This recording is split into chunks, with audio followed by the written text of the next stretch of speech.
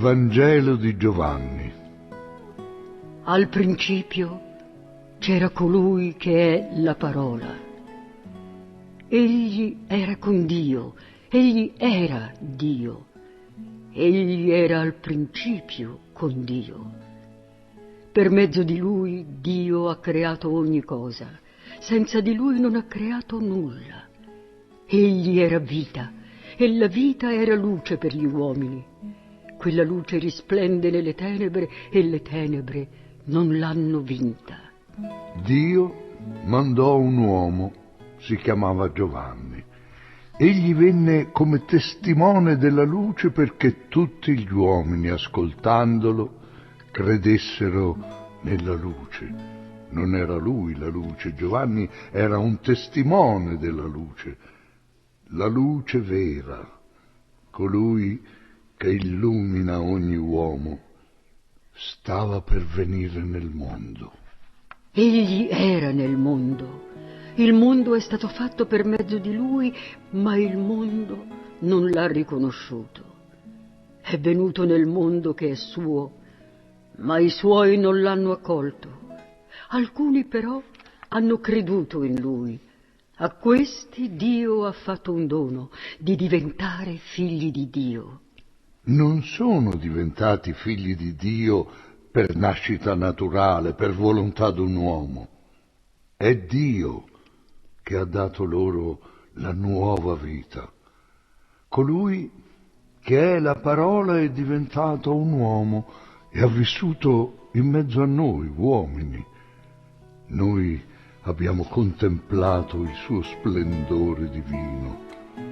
È lo splendore del Figlio unico di Dio Padre, pieno di grazia e di verità. Giovanni aveva dichiarato: dopo di me viene uno che è più grande di me, perché esisteva già prima di me. Quando vide Gesù gli rese testimonianza dicendo: è di lui che io parlavo.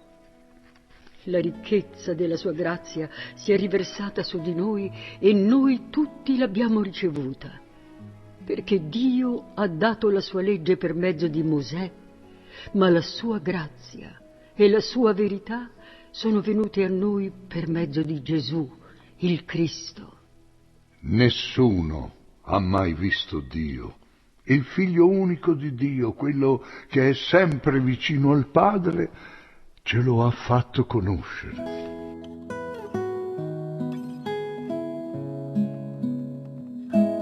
Questa fu la testimonianza di Giovanni.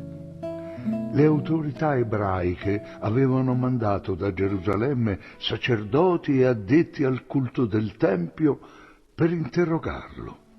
Volevano sapere chi era. Giovanni dichiarò senza esitazione: io non sono il Messia. Essi gli chiesero: Chi sei allora? Sei forse Elia? Ma Giovanni disse: no, non sono Elia. Quelli insistettero: sei il profeta? Giovanni rispose: no.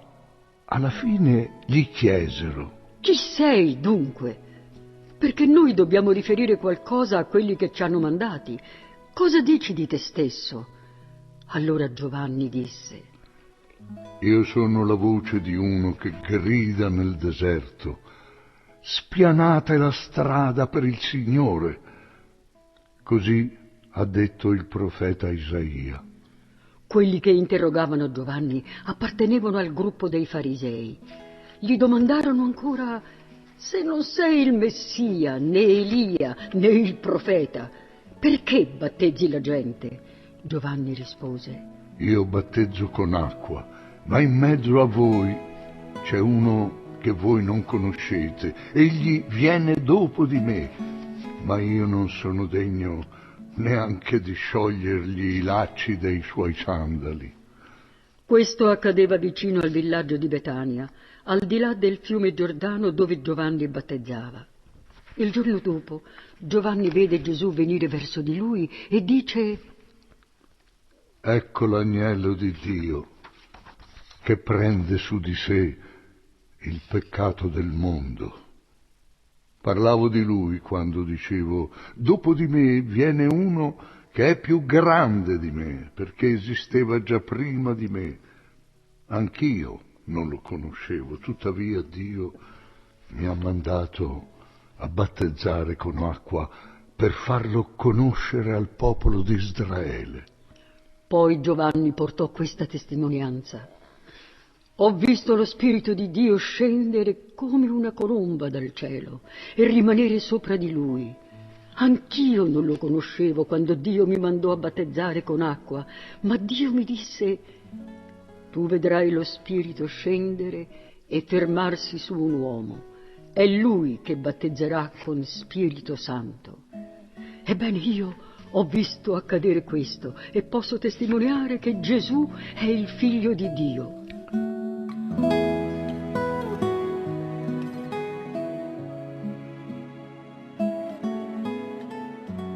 Il giorno seguente Giovanni era di nuovo là con 2 dei suoi discepoli. Passò Gesù. Giovanni lo guardò e disse: ecco l'agnello di Dio. I 2 discepoli lo udirono parlare così e si misero a seguire Gesù. Gesù si voltò e vide che lo seguivano. Allora disse: che cosa volete? Essi gli dissero: dove abiti, Rabbì? Rabbì vuol dire maestro. Gesù rispose: venite e vedrete.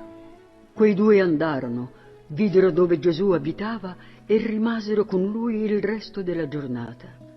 Erano circa le 4 del pomeriggio. Uno dei 2 che udirono Giovanni e andarono con Gesù si chiamava Andrea. Era il fratello di Simon Pietro. La prima persona che Andrea incontrò fu appunto suo fratello Simone. Gli dice: abbiamo trovato il Messia. Messia o Cristo vuol dire Salvatore inviato da Dio. Andrea accompagnò Simone da Gesù. Appena Gesù lo vide, gli disse: tu sei Simone, il figlio di Giovanni. Ora il tuo nome sarà Cefa. In ebraico Cefa è lo stesso che Pietro e vuol dire pietra. Il giorno dopo Gesù decise di andare in Galilea. Incontrò Filippo e gli disse: vieni con me. Filippo, Andrea e Pietro erano tutti e 3 della città di Betsaida. Filippo trovò Natanaele e gli disse: il Messia promesso nella Bibbia da Mosè e dai profeti l'abbiamo trovato. È Gesù di Nazaret, il figlio di Giuseppe. Natanaele disse a Filippo: di Nazaret? Da quel paese non può venire nulla di buono. Rispose Filippo: vieni e vedrai.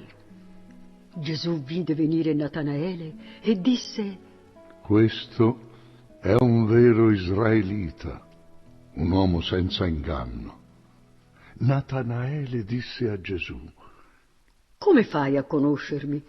Gesù gli rispose: io ti ho visto prima che Filippo ti chiamasse, quando eri sotto l'albero di fico.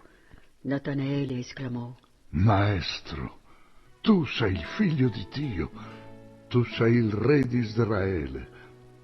Gesù replicò: io ho detto che ti ho visto sotto il fico e per questo tu credi in me? Vedrai cose ben più grandi. Disse ancora Gesù: io vi assicuro che vedrete il cielo aperto e gli angeli di Dio salire e scendere verso il Figlio dell'uomo.